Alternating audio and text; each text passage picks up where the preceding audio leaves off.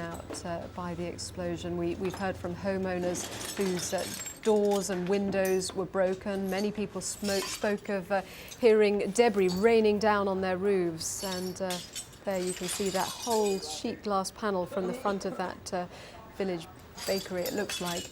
That was all blown out, the clear-up operation going on. People in the area have been awake since 6, as have many more, having heard the noise at 6 o'clock. They all went out to see what was happening, and many of them are now having to clear up in the aftermath of it. Well, we spoke to Raheel Ashraf a little earlier. He was actually in the building at the depot when the explosion happened. I was just taking a little tour in the offices. I was actually on the top floor, and I could smell a lot of fume. I had no idea where it was coming from because it's an office building, and how would you smell petrol in an office building? It was a matter of a second. It was a humongous blast. I fell down to the ground, and the moment when I opened my eyes, there was nothing left of the building, and it was just a miracle that I was just standing there and I didn't have a scratch on me. The whole building was torn apart. But I was now stuck on the top floor. So the only thing I could do now was jump out the window. Luckily for me, when I looked out the window, there was a lot of gravel, bricks and concrete, which had kind of like raised the car park up a little bit, and I was able to jump down and crawl my way out of the actual car park. You had to jump out of the building. It must have been absolutely terrifying. It really, really was. You didn't know what was going on. All I could hear was this long, thundery sound with the after effects of the bang. But you had no idea what had happened. It was a very, very scary experience. And once you jumped out of the building, what happened then? What could you see? Well, I was trying to get away from the building as quick as possible. I was falling down on my knees with the shock. Looking back at the building, there was nothing left of it. It was on fire. And I just dragged myself towards the road, and then some chaps over from Northgate ran across, and they grabbed me and took me towards the hut. And were you injured badly at all? No, thank God. I just had a couple of scratches, just a little bruise on my knee from when I jumped out the window. Other than that, absolutely fine. Seems to have been a lucky escape for many. Were there many other people in the area where you were? Well, there were quite a lot of people working in Northgate, because it's open 24 hours, so they're obviously working through the night, and there's a lot of people around. Luckily for me, there were a lot of them around to actually help me. But I think because it was a Sunday morning, early hours, there was not a lot of people around, which was, of course, a good thing. It's phenomenal seeing the pictures that we're seeing, and these have obviously been taken from a little distance away. But to have been up close to those flames, just describe to us the heat, the smell, what it was like. Oh, it was awful. It was like you were in hell. The flames were as high as 200 feet, and it just kept rising, and we could literally see the fire growing. And we just had to keep going further and further and further away from the fire, because it was just getting completely out of control. It was just growing. And how quickly were the emergency services there? They were not, very hard to say, to be honest. I was in shock for about 10-15 minutes, but there was just so much going on. The police were closing off the roads, and you just didn't know what was going on at all. Were you then taken to hospital? After my shift manager had turned up, he then took me to an ambulance driver, and after he had a look at me, he told me to go straight to the hospital. So now, where are you? Are you in an area where you can see what's going on? No, I actually live quite away from Hemel Hempstead. I live in High Wycombe, but out of my window I can still see the smoke. When you were there this morning, was the smoke overwhelming you? Did you have trouble breathing with that? No, because I was taken away from the incident straight away, but I could still feel the fumes whilst I was inside the building. And when the blast happened, I could still feel the fumes inside me. It was the smoke was just horrific. We're seeing some pictures now of the building, possibly the building you describe. Clearly, many of the windows were blown out there. That's right. I didn't see one window standing. In fact, along with the window, the actual walls were torn out as well. Must have been very frightening, just not knowing what was going on, what you were experiencing. It is very hard to describe. 1 minute everything is fine, and next minute everything just crumbles, and you really don't know what's happened, what's going to happen, and you just try. You're hoping it's a nightmare and you'll wake out of it. Raheel Ashraf, he was right there. He was in the building when the explosion happened, just telling us what his experiences were this morning. Well, many of you from much further afield were woken up by this explosion at 6 o'clock this morning because the noise travelled far. With us is Dan Corbett from the Weather Centre. He's going to explain exactly how that happened. Good morning, Dan. Hello. Tell us, I mean, we've heard reports that it was even heard in Holland and France. How come? Most bizarre. And you wouldn't think that weather would have something to do with it, but it did have quite an impact on this particular situation this morning, because this morning, as many people remember, it was very foggy, very frosty, all because of the fact that at night, you know, the temperature at the surface of the Earth just cooled quite rapidly, more so than, say, 1,000 feet or 2,000 feet up.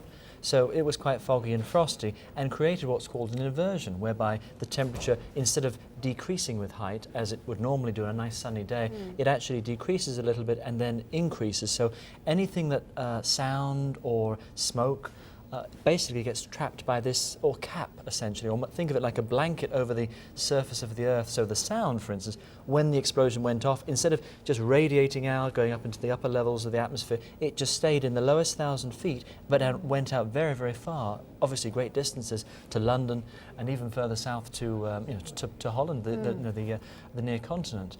And that's also having an impact as well, the way the smoke is going. Yes, I mean, that's obviously what is causing the concern now. Just track it for us if you can. Actually, we've got a satellite image that shows, I think, quite well how that smoke is starting to spread. Yes, obviously you can see the green, which is the land. The white blob to the up in the top right-hand corner, that's just regular cloud, just what we call stratus cloud. That's not to worry about. But you can see the big black blob there, and we were watching it we have it in our office on our visible. This is a visible satellite picture showing what it actually looks like from space. The black is obviously the cloud, and the winds at this time are very, very light. There's a light sort of west to perhaps south drift. So as that has expanded, think of like a fan. The top section of that, almost think of it like a pyramid. The top of that pyramid is where the smoke is originating from at the site, and it's just slowly oozing its way out. But people that are close to the site can probably also see the way the plume is going up.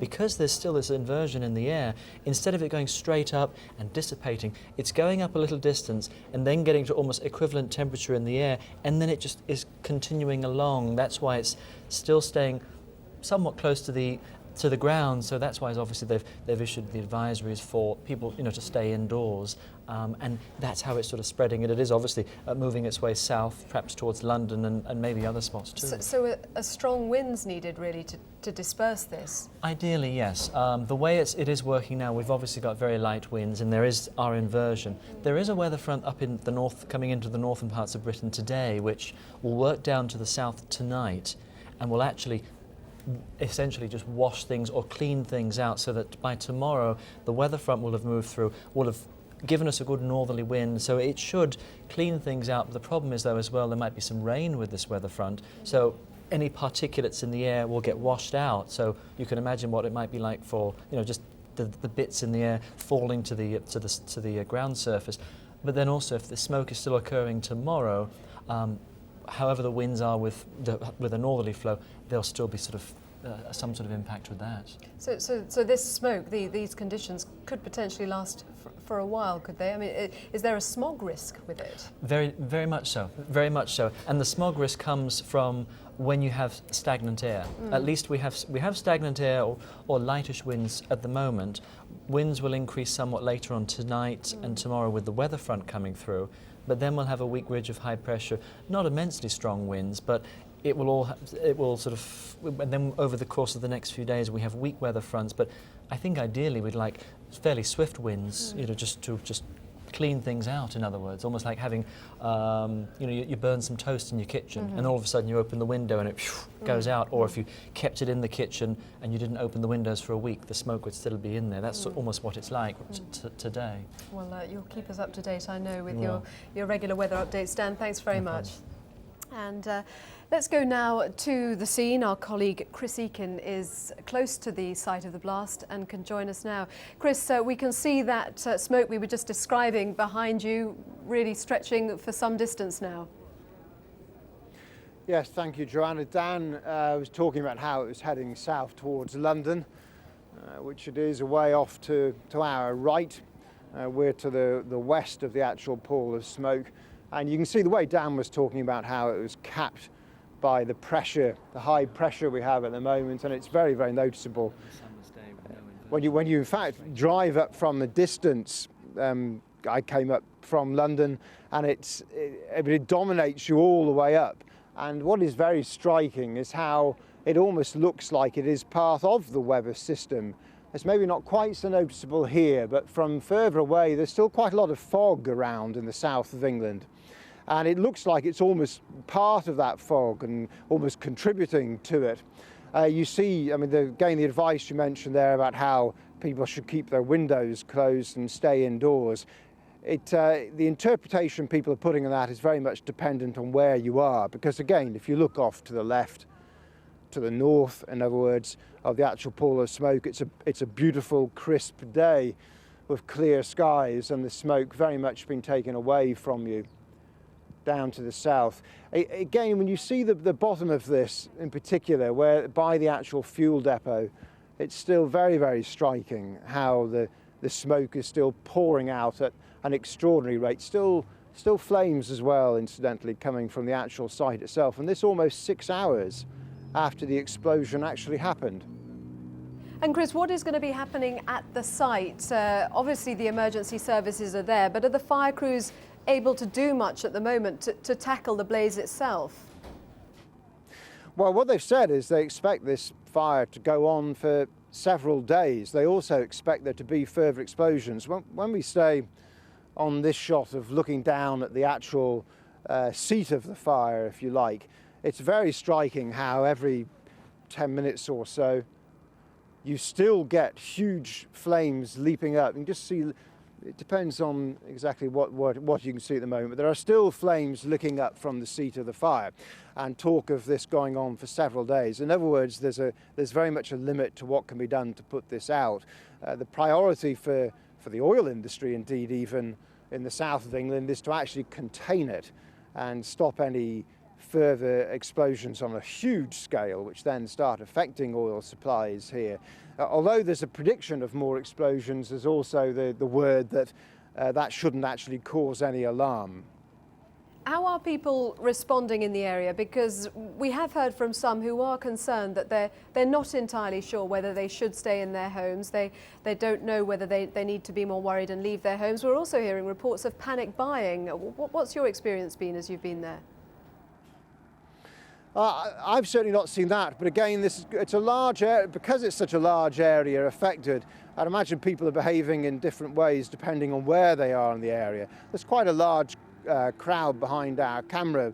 Again, as you drive into Hemel Hempstead, you see on any raised ground in particular small groups of people just turning out to have a look and see it for themselves. They've all seen it on television and they've come to look at it in real life. And the point there, of course, is that for many people, if not most people, the feeling is this is all perfectly safe because it's a beautiful day. But of course, if you're directly south of this depot, you'd have a very, very different take on that. I mean, it is very noticeable. If we tilt down slightly, it's extremely noticeable how below the really dense smoke, which has been held in place, as Dan, our meteorologist, was describing, below it you get that sort of hazy feel to it. It's a little bit like fog, but not fog, although there is much of that in the region. And I mean, it's unclear from our position just to what extent people will be affected by that. Certainly the official advice is very much to stay indoors in those areas and to keep windows and doors closed, to not come out and have a look at it, because it's a large area which is affected by that, which has a sort of feeling of smog. But again, I make the point that if you go just slightly away from the pall of smoke, well, look, I'm standing in beautiful bright sunshine. It's a lovely day here. There's no real, it's not, apart from being able to see it, it's not particularly noticeable here. There's a slight smell, but I mean, there's no acrid feel to it or anything like that. There's also the word that the smoke isn't actually toxic, but nevertheless, it's not something you'd want to go into and breathe for very obvious reasons. OK, well, that's the latest from Chris Eakin at the scene. Chris, thanks very much. Let's just bring you up to date with all the main developments. It's just after 1:45 midday, and we have continuing coverage this morning on that huge explosion at an oil depot near to Hemel Hempstead in Hertfordshire. Police say they believe the blast was an accident, although they are keeping an open mind until they can confirm that completely. 36 people have been injured. Most of those minor injuries, although we hear that 4 people have been seriously injured. And as we were just seeing, a huge cloud of smoke is drifting across the area, and the warning this morning is do stay indoors with your windows closed if you are anywhere in the vicinity of that smoke. Well, there you can see the pictures from earlier, just after the explosion happened. It happened just after 6 o'clock. It was followed by a series of smaller explosions, and the blast was heard many miles away. We've even heard reports it was heard in the north of France. That was all because of the atmospheric conditions at the time. Many of the pictures that we're bringing you this morning are pictures from the viewers themselves, because people obviously had their cameras, their mobile phones with them as they left their homes at 6 this morning to see what was happening, that oil depot explosion. And if you have any footage, do please send it to us here at BBC News 24. The address for that, yourpics@bbc.co.uk. It's very welcome, and as you can see, it has been extremely useful to us this morning. Well, just a note on the traffic actually, because the M1 motorway is closed between junctions 8 and 10 in both directions. The M10 is also got closures, and motorists, we're hearing, have been panic buying, some of them at petrol stations, although the Petrol Retailers Association say there is no threat to domestic supplies, and they're appealing, as are the police, on people not to panic buy.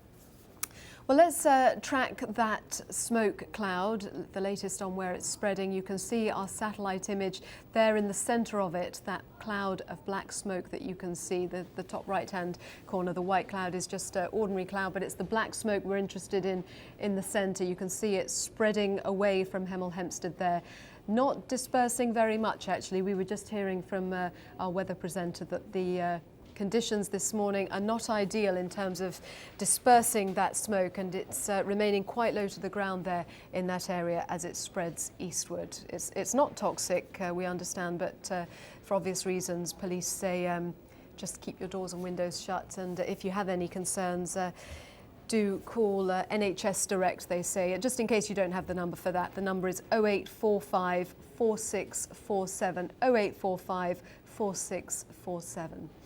Well, we've heard from many eyewitnesses this morning. Paul Turner, a tanker driver at the depot in Hemel Hempstead, told me what he saw this morning. I got to work this morning about 6 o'clock, pulled into the car park, and was walking up to get in the turnstiles to collect my vehicle.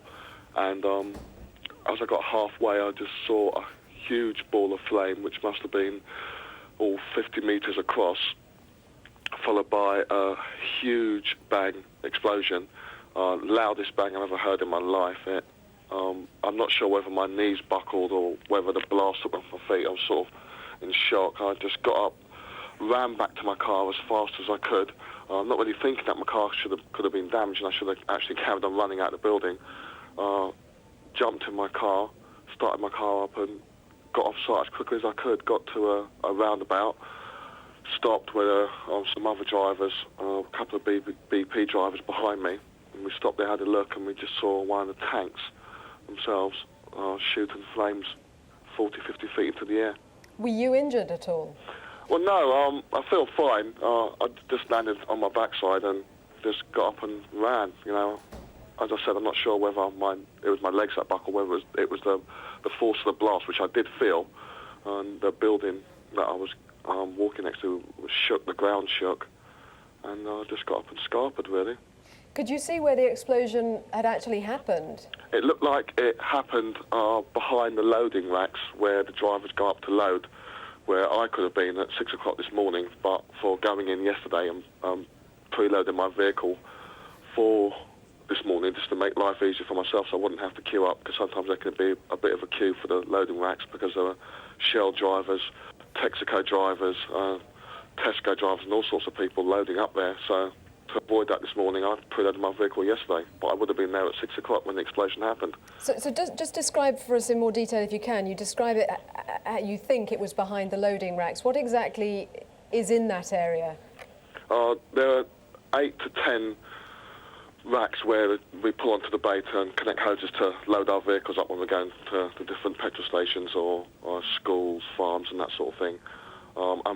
I would say 50 to 100 feet behind that is the first big tank. Now, I don't know if it was that tank that went up, but there are 3 or 4 dotted around that are actually behind that, so it could have been one of them. We just couldn't see from there. So if you were on the loading racks when it went up, I'm just concerned for the drivers there might have been a bit of trouble there. It was clearly a catastrophic explosion. We can see the scale of it from our pictures. How much fuel might have been in those tanks at the time? Well, I've been told that each tank can hold up to 3 million gallons. So that is a hell of a lot of fuel, and I don't see how any firefighters can actually get near to that to fight it, because the heat will be so intense. They can hold up to 3 million gallons. Would they have been full at that time? That I don't know. The technicians would know, but they could well have been full at that time. Could well have been. And we heard earlier that the oil depot itself is actually divided into 2 sections. One is for aviation fuel and the other is for domestic fuel. Was this on the aviation side? I don't think so. I think it was on the side of the fuel for cars. I don't think it was aviation fuel, because that goes through pipelines. I'm not sure where those tanks are in relation to where the explosion were, but I think it was, as I said, for like the Totals and the Pace drivers of this world. So how much activity would have been going on at that site at the time? At that time, drivers, barring Total drivers who normally are in and out of there by 5 o'clock, I would have been up there, Texaco drivers would have been up there, Tesco's drivers. Most drivers go up there and load. The shift normally starts about 6 o'clock. So there could have been a few on the loading rack. And as you were leaving, were the flames already reaching high into the sky? How long did it take to really take hold? Virtually straight away. By the time it took me to drive a quarter of a mile down to the roundabout, turn around, the flames were shooting up into the air. The first thing I saw was the flames and then the bang, and then more flames after that by the time I got to the roundabout. Paul Turner, a tanker driver who was actually inside the oil depot when the explosion happened and had to race out as the flames really took hold. Well, let's speak to Dwayne Thompson. He's an eyewitness and he joins us on the line now. Good morning to you. Good morning to you. Tell us where you were and what you saw. Well, as I woke up this morning, as my girlfriend's mum's come running in the room, I've jumped straight up, I've got dressed and I've gone running down to Dixon's car park, 3-storey car park. And as I was standing there, like, there's flames, balls of flames, it looked like it was being thrown into the sky. Big balls of flame. So that as I'm standing there now, like, the second explosion's gone off, like, it felt like the 3-storey car park was good, like, it shook a bit. So then, like, all the security guards come running over. They've escorted us all the way from the explosion, and they've told us to stand over there and wait. And then, like, how close were you? Before the explosion happened today, 3 weeks ago, I think I'm estimating it was about 3 weeks ago. I was coming home from work one evening, and like, as I'm driving down past the oil depot, like, we've come to a standstill, like, where there's foam, at least 1.5 foot of foam scattered everywhere. When it was even flying in the air, sort of thing. Like, when one of the oil drums, there was foam all the way around the bottom of it, where there must have been a leak. So how do you know that to be the case? You were just driving past, but you could see some incident unfolding inside? Yeah, like, well, we weren't just driving past it. I wasn't even going 1 mile an hour. I was going very, very, very slow, and like, all you see is the 2 geezers going around spraying these things all the way around the bottom of it, where there must have been a leak. Right. Back to the events this morning, how close were you when you were actually watching this explosion happen? I was in Adeyfield. I was about not even 5 minutes away from the explosion, not even that, a good 3 minutes. It must have been frightening. I mean, you say you raced there to see what was happening, but obviously you didn't know at that stage what was causing